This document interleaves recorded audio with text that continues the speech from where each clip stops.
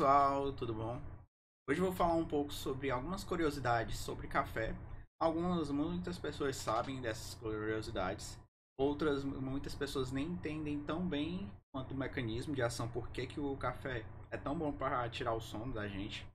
Eu vou até passar para vocês mais essa parte científica, quanto também coisas mais comuns que a gente vê no dia a dia que o café ajuda na nossa saúde, ou até mesmo para deixar a nossa atenção mais alerta.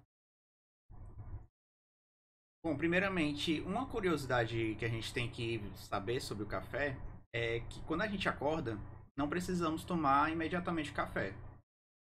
A grande maioria, 90% das pessoas que acordam e gostam de tomar café, tomam o café assim que acordam, ou seja, de manhã.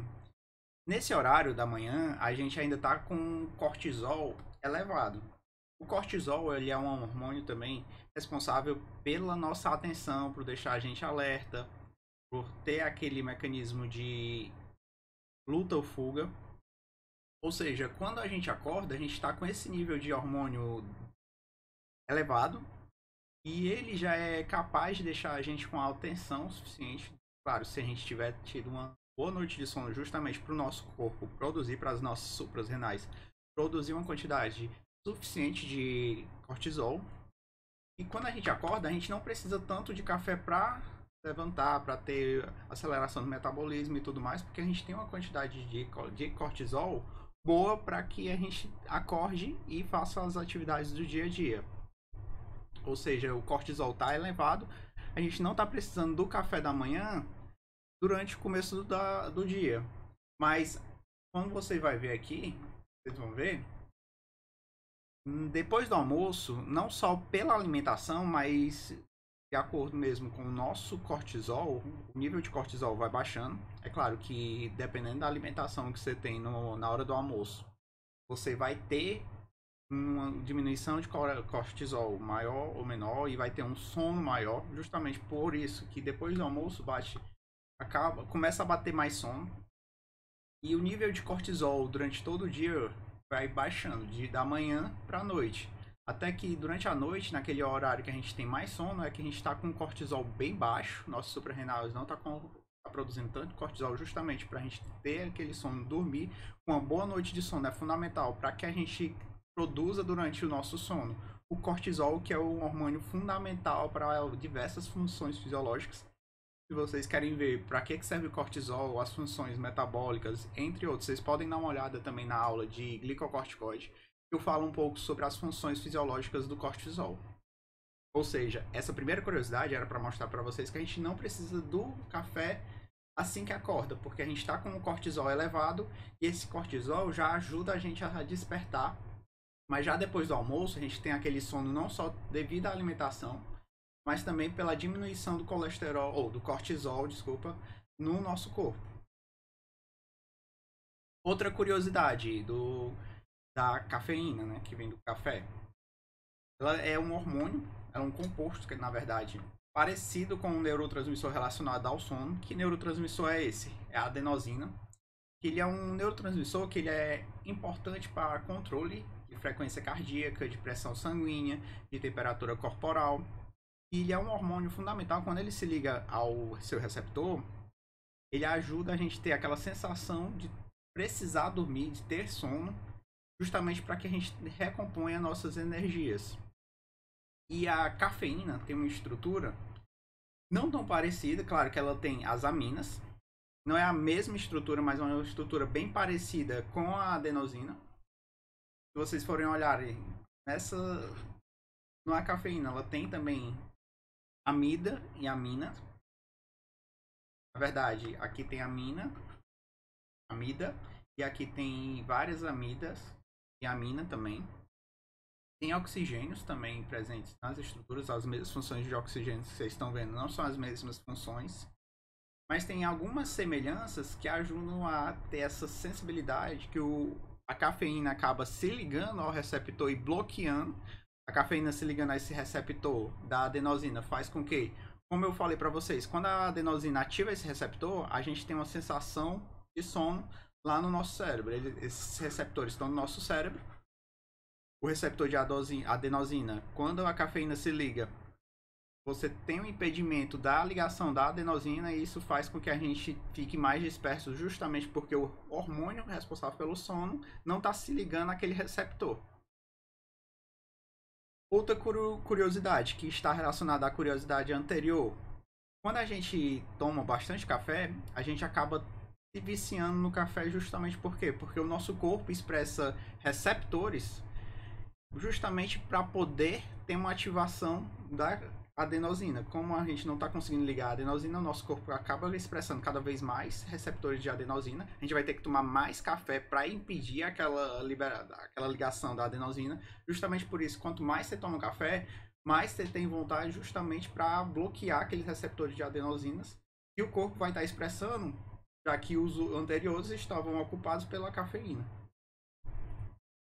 E muitas vezes as pessoas têm até sintomas de irritabilidade, a insônia e entre outros sintomas que acabam parecendo até de drogas ilícitas, dor de cabeça, justamente porque a cafeína em excesso acaba sendo viciante. A ação da cafeína no nosso corpo, com pouco tempo depois que a gente toma a cafeína, o café, a gente tem uma ação bem rápida. Em 10 minutos a gente consegue atingir a metade da concentração máxima. E vai durar de 3 a 5 horas a duração da cafeína no nosso corpo. Ou seja, quando a gente toma uma cafeína à noite, a gente não consegue dormir muito bem, justamente porque a ação dela pode durar de 3 a 5 horas em nosso corpo. Outra curiosidade, na cafeína, ou no café, na verdade, a gente tem diversos antioxidantes. O que seriam os antioxidantes? Eles são substâncias que são capazes de atrasar ou inibir a oxidação de substratos oxidáveis. Antioxidantes, eles vão doar elétrons para radicais livres. Isso faz com que as nossas células fiquem mais sadias e menos propensas a radicais livres.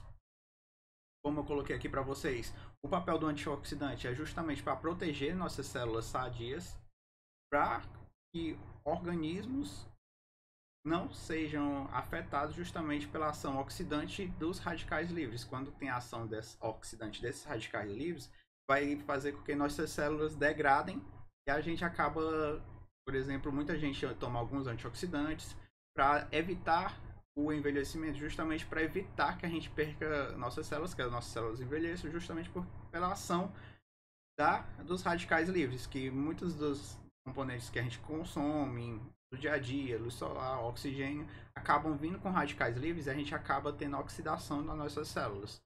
E a cafeína, o café, ele vai ter antioxidante que vai ajudar com que a gente consiga prevenir a ação desses radicais livres. O café também ele acelera o metabolismo. Muitos atletas, até mesmo pessoas que vão para academia, acabam tomando a cafeína não só para ajudar a emagrecer, mas também para ter uma melhora de desempenho. Eu trouxe para vocês aqui alguns artigos que falam da ação da cafeína, justamente porque ela acelera o metabolismo e ajuda no melhor desempenho. Estou trazendo aqui para vocês diversos artigos que falam dessa ação da cafeína na parte do exercício, justamente porque ele acelera o nosso metabolismo, a gente tem um desempenho melhor na atividade física. Melhora a nossa concentração também, como muita gente toma, às vezes, para estudar, para vestibular, para concursos. Toma o café, tem essa melhora na concentração, justamente porque a gente tem o impedimento da ligação da adenosina. A adenosina dá o sono quando a gente está estudando. Se a adenosina se ligar, a gente vai ter sono, vai ter uma piora na concentração. Já o café vai impedir isso. Estimula a nossa memória justamente por esses mecanismos também. Alivia o estresse. A gente tem um estímulo à digestão também, justamente pela cafeína. Ela acelera o nosso trânsito intestinal. Isso faz com que a gente tenha uma melhora de constipações, até mesmo melhora de digestibilidade de alguns alimentos, muitas vezes, por exemplo, feijoada, ou alimentos pesados. A cafeína vai ajudar na digestibilidade. Isso faz com que a gente tenha uma melhor absorção de algumas substâncias, vitaminas, minerais. E a última curiosidade que eu vim trazer para vocês é justamente na prevenção de algumas doenças. E na prevenção de depressão, Parkinson, sintomas do Alzheimer, diabetes do tipo 2, ataques cardíacos. E alguns artigos que trazem justamente relacionando a cafeína para a prevenção ou tratamento de algumas doenças. É claro que a maioria desses artigos eles não trazem como um tratamento específico a cafeína, mas relacionam a melhora de alguns sintomas ou a prevenção de alguns sintomas justamente pelo uso prolongado da cafeína, claro, em quantidade controlada. Muita gente usa em quantidade excessiva, acaba piorando algum desses sintomas. Nesse primeiro artigo que eu estou trazendo para vocês é sobre o Alzheimer. Eu posso mandar para vocês, quem quiser ver algum artigo desse, eu posso colocar o link na descrição. Podem ler esses artigos. Aqui é outro artigo que fala sobre a cafeína nas doenças degenerativas. No Alzheimer, novamente, que eu trouxe para vocês. Em doenças cardiovasculares, ajuda bastante. Em pessoas com doenças cardiovasculares, com hipertensão, é claro. A cafeína em excesso, ela vai fazer com que você tenha um aumento na pressão. A cafeína que o artigo traz, uma cafeína você tomando 2, no máximo 3 xícaras pequenas de café a longo prazo, mas é claro, numa pressão controlada e claro, teria que ver com o médico e tudo mais. Cafeína também na pressão, falei anteriormente, após menopausa, na hipertensão e também nos riscos na menopausa, até mesmo na asma, como eu falei para vocês na aula. Quem assistiu a aula de asma, a gente falou um pouco de xantinas. As xantinas eu falei do café. Entre as xantinas a gente tem tanto café quanto também chás e também até o chocolate. Essas xantinas elas são broncodilatadoras, elas ajudam bastante pessoas asmáticas, crises asmáticas ou até mesmo para evitar essas crises asmáticas. A cafeína é bem importante, ajuda bastante. Enfim, hoje eu queria trazer para vocês essas curiosidades bem legais que eu achei sobre o café. Se vocês têm alguma dúvida ou sugestões de novas curiosidades que eu posso trazer, basta comentar aqui no vídeo. Obrigado por assistir o vídeo e até o próximo.